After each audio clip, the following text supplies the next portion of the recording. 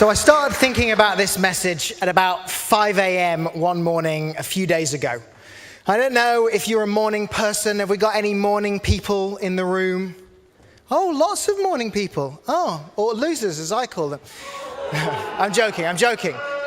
Any night owls? Have we got any night owls in the room? Yeah, so I'm more of a night owl, and I'm not the kind of person who likes to be up in the morning. But I was okay with being up at 5 a.m. that morning. Because at 5 a.m. in the morning, I don't know what day of the week it is, for reasons that I'll explain, I was holding my baby son in my arms. And there was something so beautiful about this moment, and he is one of the very few reasons why I don't mind being up at 5 a.m., is to help our baby boy get back to sleep. It's part of the reason why I don't know which day it was, because it's all a blur of early mornings. But the thing that was overwhelming to me in that moment as I was holding him in my arms was how grateful I was just to have that moment. I don't know if you know much about our experience, but our baby boy was born about 7 weeks earlier than expected. I remember when he was first there in the hospital, in an incubator. We weren't allowed to hold him. I don't want to tell the whole story tonight necessarily, but because of the wires and the lines and the fact that it would be too stimulating for his little nervous system, all we could do was just place our arms on him while he sat in this plastic box. And I was so overwhelmed that morning by how grateful I was to hold him in my arms. You know, being a father has changed me in ways that I couldn't imagine. This is my first Father's Day as a father. It's all right, you don't need to applaud. Lots of people have been fathers before. But there was something so moving about that moment of holding him. But what I really began to think about was the people for whom Father's Day is a difficult day. Because I'm conscious that actually Father's Day is a day of great celebration, but for many people, Father's Day is a difficult day as well. And for some, it's a difficult day because they've lost their father. And for others, it's a difficult day because of a difficult relationship with their father. Or it's a difficult day because their father hasn't been around or isn't around anymore. And it was that I was thinking about as I was preparing this message. And I began to look at what some of the statistics tell us. And in 2013, there was a report by the Centre for Social Justice which estimated that 1 million UK children are growing up without a father in their lives. I found it hard to find any more recent studies than that, but it is likely that that number has increased. Indeed, the study suggested that that number was growing by about 20,000 people a year. So if that's true, the number today would be more like, 1.2 million? And the consequences of growing up without a father were emphasized by that same research. The report noted that the absence of fathers is linked to higher rates of teenage crime, pregnancy, and disadvantage. When you look at other studies, it shows that an impact on social, emotional development in childhood and adolescence, an increase in risky behavior, some impact on educational attainment, particularly the likelihood of finishing high school, and an impact on mental health in adulthood. Studies in mice suggest an increased risk of aggressiveness and substance use. And I know that in my own professional experience, I have seen some of these challenges firsthand. I work with patients in a forensic setting, and the overwhelming majority of them have either had a difficult relationship with their father or no relationship with their father at all. What I want to be clear about today is that this is not hardwired destiny for those who have grown up with such challenges.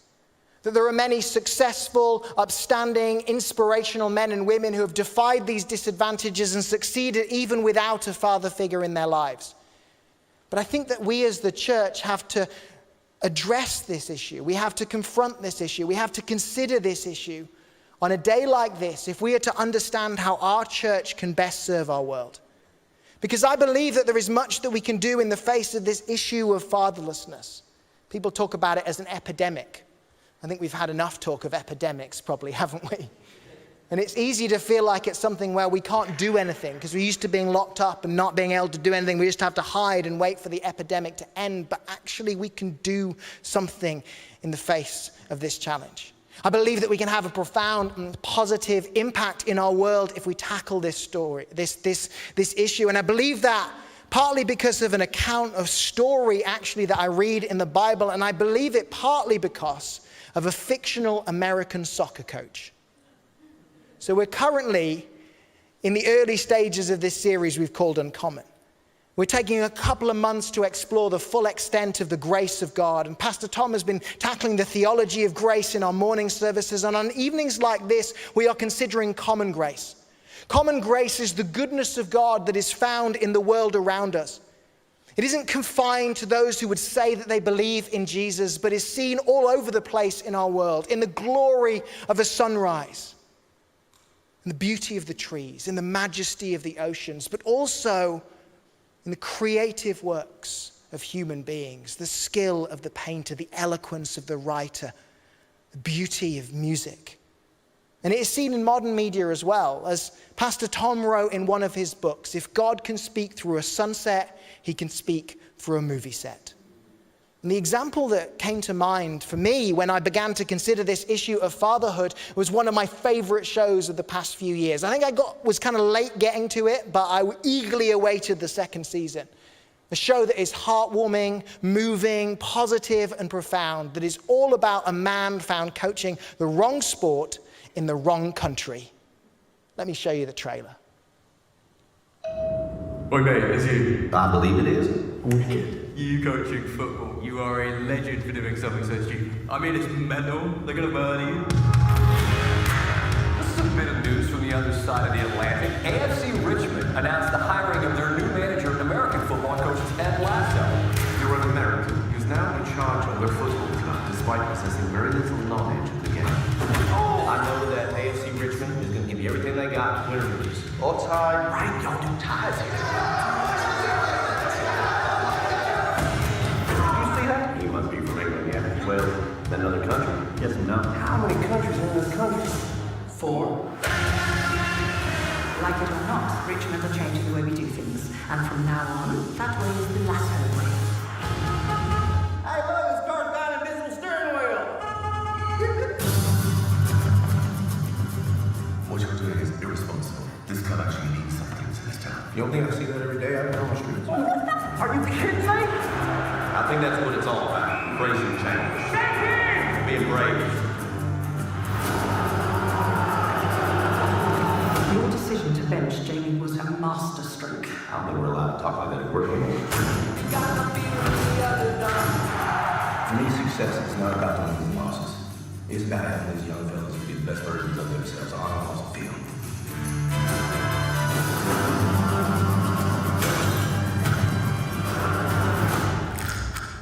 I always figured that tea was just going to taste like hot brown water. And you know what? I was right. That was horrible. No, thank you. Welcome to England.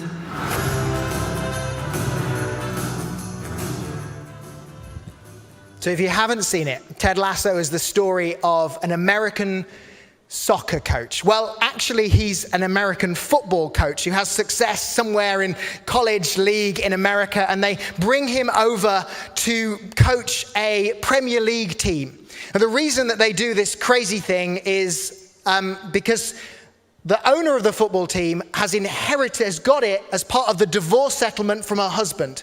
And she hates her husband so much that she wants the team to fail. So she gets this guy to coach, believing that he has no idea what he's doing. And he has no idea what he's doing. But what he brings with him is unprecedented positivity. And I think brings back the mustache, which has inspired me this evening, if no one else. But there's so much that I could say about why I love this show. I could probably do a whole series on it if anyone's interested. But the theme that I want to focus on tonight is the theme of fatherhood. Because this is the theme that is woven throughout the show. There's Ted's challenges in relating to his own son in the midst of his divorce from his wife. There is Roy Kent and the father figure that he is to his niece. There's Sam from Africa and the great relationship that he has with his dad. There's Nate's struggles with his own emotionally distant father. And what is notable is the way that Ted becomes a father figure for those that he coaches. He sets a different standard for what it means to be a man. And in the end, it isn't just Ted who changes people. It is the environment that he creates. And reflecting on this got me thinking about how a community can help to model fatherhood, even when the father themselves is not present or positive. One relationship in particular reminded me of something that I'd read in the Bible, that of Jamie Tartt. Jamie is a hugely talented footballer who struggles to succeed due to his issues off the field. And Jamie is sent to Ted's team on loan. And over the course of 2 seasons, we see Jamie struggled with his own father, and we see how Ted, despite Jamie's resistance, steps in to model a different way to be a man. And as I was thinking about this wayward star, I was reminded of a story that Jesus tells in Luke 15. In Luke 15, Jesus is telling 3 stories about lost things. And then he tells this 3rd story. And whether you're a Christian in this place tonight or not, I think there is something powerful about what we see here. It says, Jesus continued with his 3rd story. There was a man who had 2 sons. The younger one said to his father, "Father, give me my share of the estate." So he divided his property between them. Not long after that, the younger son got together all he had, set off for a distant country, and there squandered his wealth in wild living. After he had spent everything, there was a severe famine in the whole country, and he began to be in need. This is this younger son. We should think about what he's saying to his father here. He's saying, "Dad, one day when you die, I will be due an inheritance. But I can't wait until you're dead. So could you just give me the money now and I'll crack on?" It's pretty insulting, actually, when you think about it. But what you mean to me is just money, and I'm just waiting till I can get my hands on it.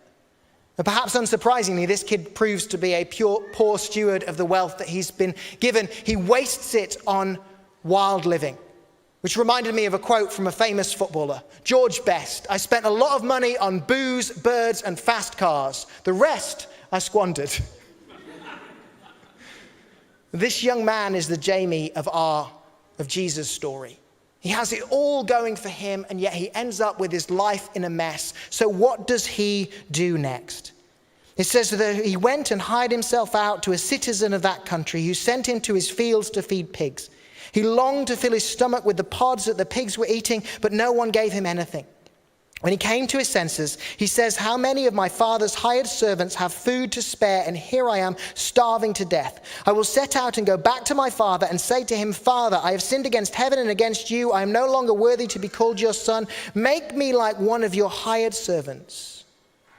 So he got up and went to his father." This young man decides that his best bet is to go to his father. Notice that he has some expectation of a good response from his dad. He knows that his dad treats his servants well. He expects his father to be merciful towards him. But what happens would surprise him. It says, so he got up and went to his father. But while he was still a long way off, his father saw him and was filled with compassion for him. He ran to his son, threw his arms around him and kissed him. The son said to him, "Father, I have sinned against heaven and against you. I am no longer worthy to be called your son." But the father said to his servants, "Quick, bring the best robe and put it on him. Put a ring on his finger and sandals on his feet. Bring the fattened calf and kill it. Let's have a feast and celebrate. For this son of mine was dead and is alive again. He was lost and is found." So they began to celebrate. This young man discovers that the father's love for him is far more extravagant than he was expecting. Rather than grudgingly accepting him, his father runs to meet him. Instead of taking him back as a servant, he restores him as a son. The robes, the ring, the sandals symbolize his restoration as a co-heir in the family. And the party only serves to underline the father's extravagant love. The father in this story represents the heart of God. His love is far greater than anything that we might expect or imagine. This account shows us the difference between grace and mercy. Mercy is receiving forgiveness for your mistakes. That's what the son expects to find. He expects that his dad will let him off for the mistakes that he's made. Grace is the goodness of God. It is his favor. It is poured out upon us even though we were unworthy of it. Grace is far more than forgiveness. Grace is strength when we feel weak. It is peace when we feel anxious. It is the success that we have not earned.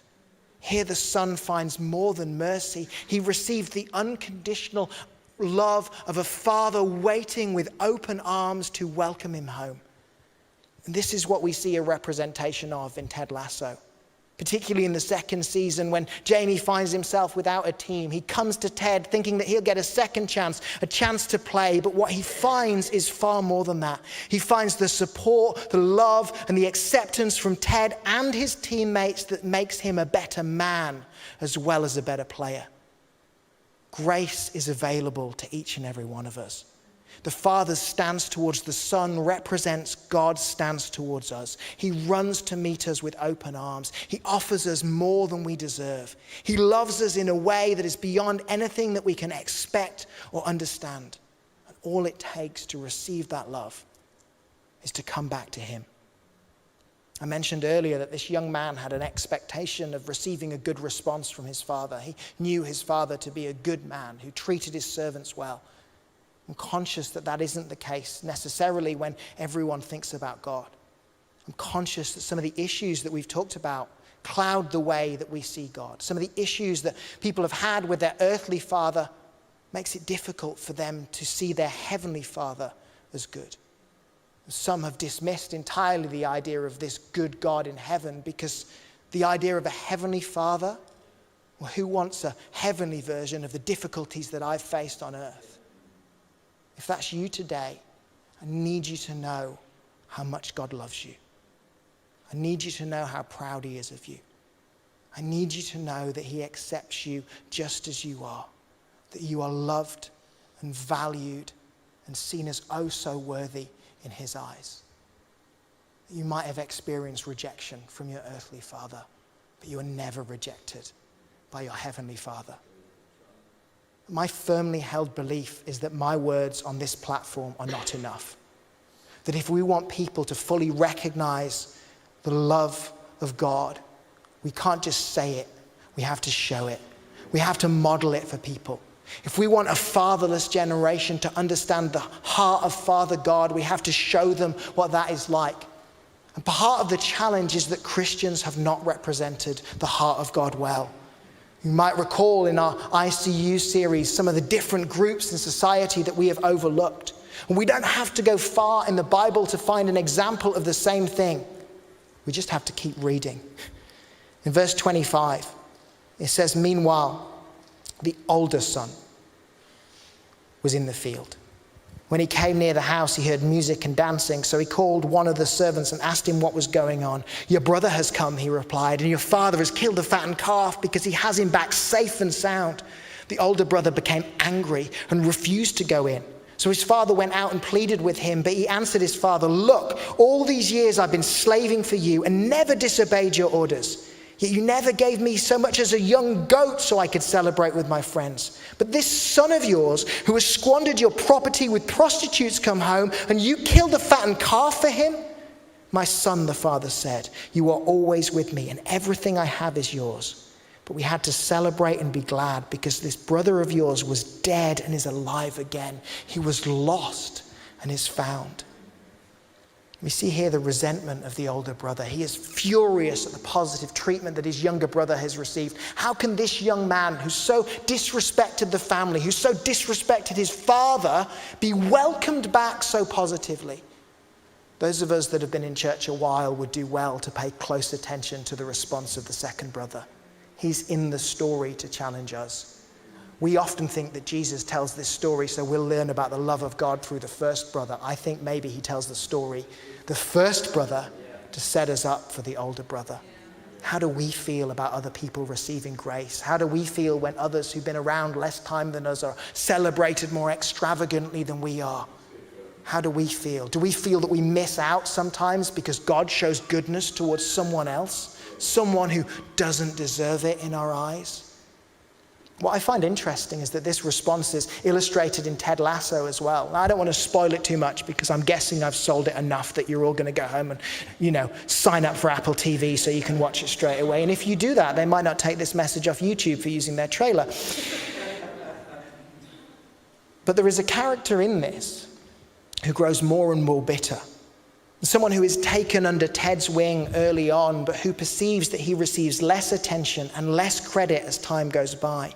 And his struggles are fueled by the challenges he has with his biological father, but he takes his frustration out on Ted. He loses sight of the opportunities that are available to him and the difference that he could make because he feels overlooked or ignored by Ted. This character has an essential role to play. The spotlight may not be on him, but he has a crucial role as part of the team. He's crucial to creating the atmosphere, the environment, the culture of acceptance and belief that is fundamental to Ted's approach, and he has skills that no one else has. What's challenging is that he feels overlooked by Ted, and so he disengages. He feels overlooked, he feels forgotten, but actually, it couldn't be further from the truth. He's cross, for example, because a photo that he gave Ted isn't on Ted's desk at work. He thinks that Ted's forgotten it, that he's binned it, that he's put it somewhere else. But actually, it's on Ted's bedside table at home. He thinks that Ted has forgotten about the good times that they shared together, when actually he holds those memories far closer than he could know.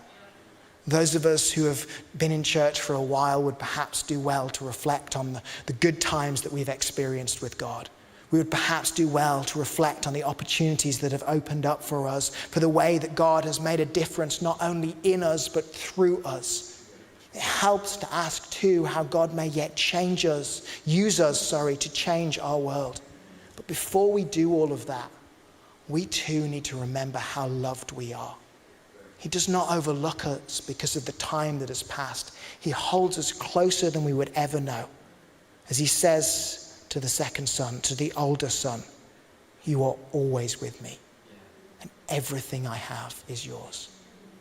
So the opportunity is there for us to play our part in building something, to bring our unique talents, creativity, our energy, our personality into the team that God is managing.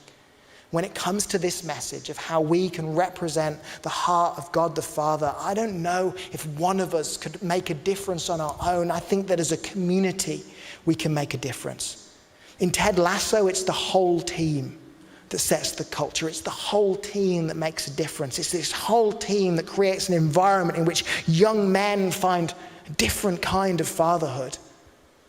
Perhaps we need to be the team to answer the challenges of a generation that is growing up with less influence from fathers than ever before. With that in mind, I've got 3 thoughts for you from this passage about how we can represent the father heart of God to our world. The first thing we need to show is undignified love.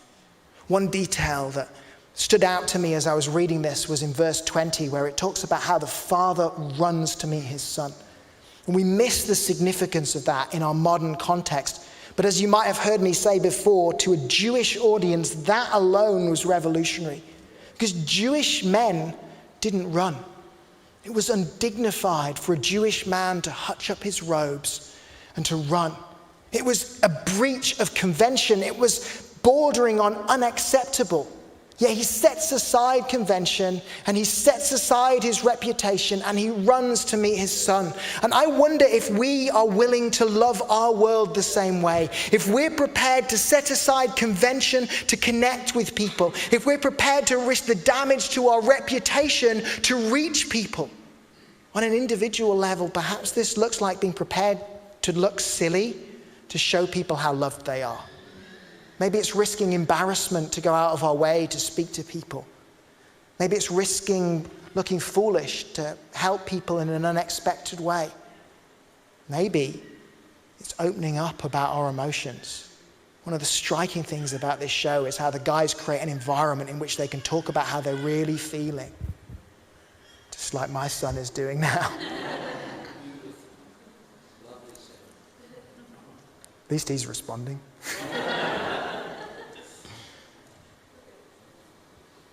Maybe we need to be prepared to put our dignity on the line to show people how loved they are. As a church, maybe we need to be prepared to welcome those that others would reject. Maybe we need to be prepared to accept some criticism to reach those who are not normally embraced by the church. Maybe everything we talked about in ICU still applies, even though the series is over. With the question is of whether there is more that we can and must do. The first thing we see here is undignified love. The second thing we see is unexpected excellence.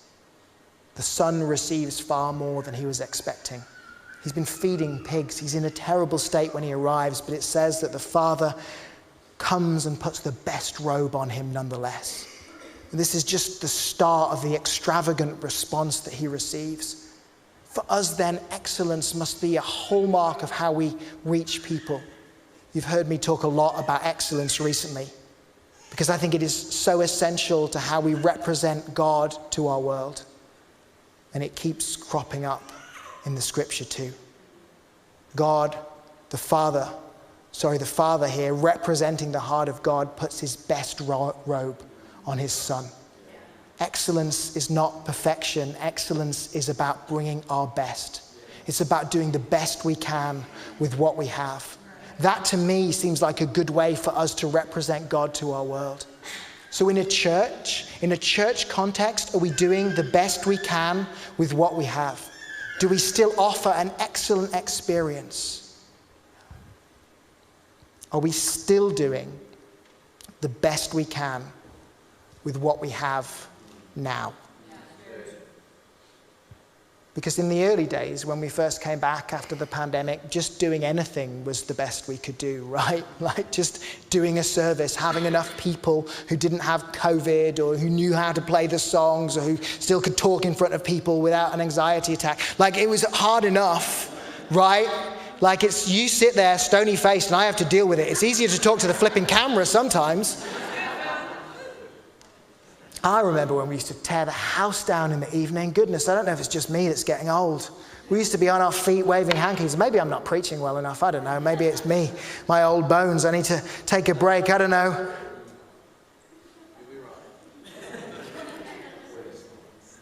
But let's set aside some excuses, shall we?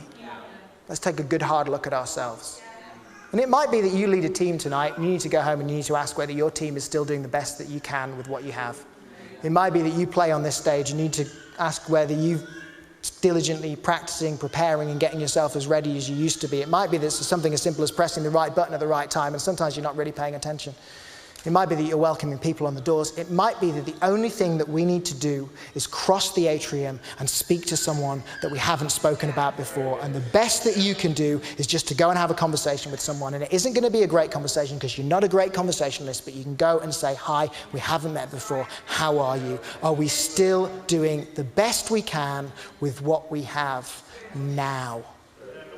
I got the opportunity to see John Lee exhibit this in a different context. Because it's not just about what we do in church on a Sunday, right? Do you carry that attitude of excellence? Is it part of the spirit on your life? Is it part of your character? Is it part of the way that you represent, all that you are in your world? I saw John at the YMCA. I was fortunate enough to be asked to speak at the YMCA. I watched him hosting the the all staff day, but like the awards part of this.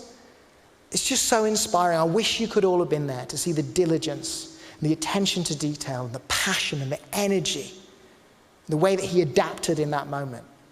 It brings excellence into his workplace. Do we all do the same? Do they say, oh, you want to employ one of those guys from Proclaimers because excellence is their ethos? If we are to show the Father heart of God, we must firstly show undignified love. We must secondly show unexpected excellence. And thirdly, we need to show undeserved forgiveness. It doesn't get any easier. The older brother's words emphasize the impact of the younger brother's actions, yet the father forgives him all the same. The younger brother has done nothing to deserve forgiveness. Forgiveness for him is not offered on the strength of the younger brother's actions, but out of the depth of the Father's love. Let me repeat that. It is not offered. Forgiveness is not offered on the strength of the younger brother's actions, but out of the depth of the Father's love. Perhaps there are certain individuals who have hurt you or wronged you, and tonight is the night to forgive them. I don't know what it looks like for you. I certainly know that it is likely easier for me to say it than for you to do it.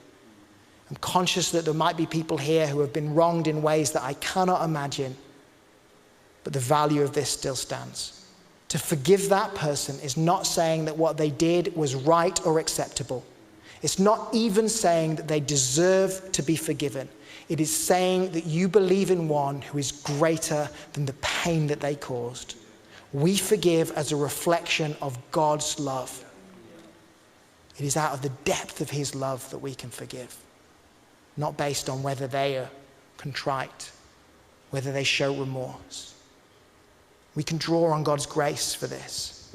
Forgiveness doesn't mean that you forget what that other person has done necessarily, but it does mean that you decide that it no longer has power over you.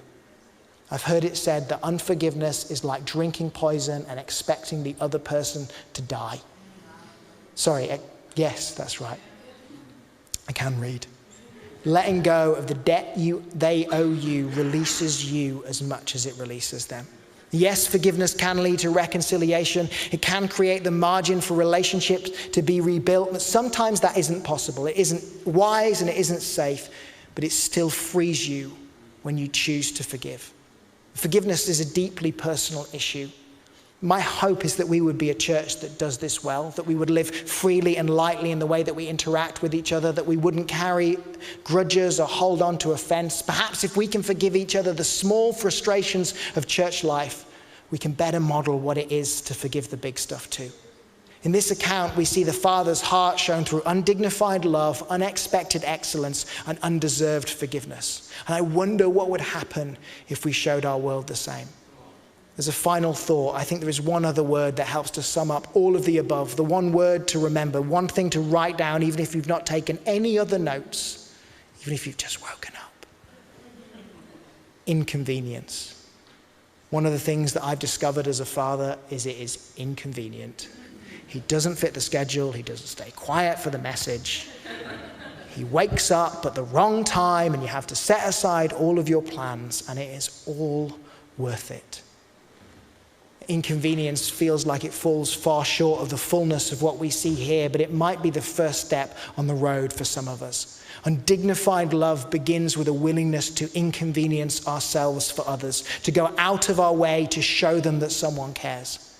Unexpected excellence begins with inconvenience, a willingness to do more than what is easy, to go beyond what's convenient or expedient for us. Even undeserved forgiveness starts with inconvenience in its fullest sense, because holding on to the hurt, instead of holding on to the hurt, we can choose to do the harder internal business and the harder relational stuff with others too. So let's write that word down. Somewhere we'll see it this week. Inconvenience. And let's take the first steps in that area this week. As I draw to a conclusion, I'm inspired by the impact that we see from Ted Lasso's unconventional approach to coaching.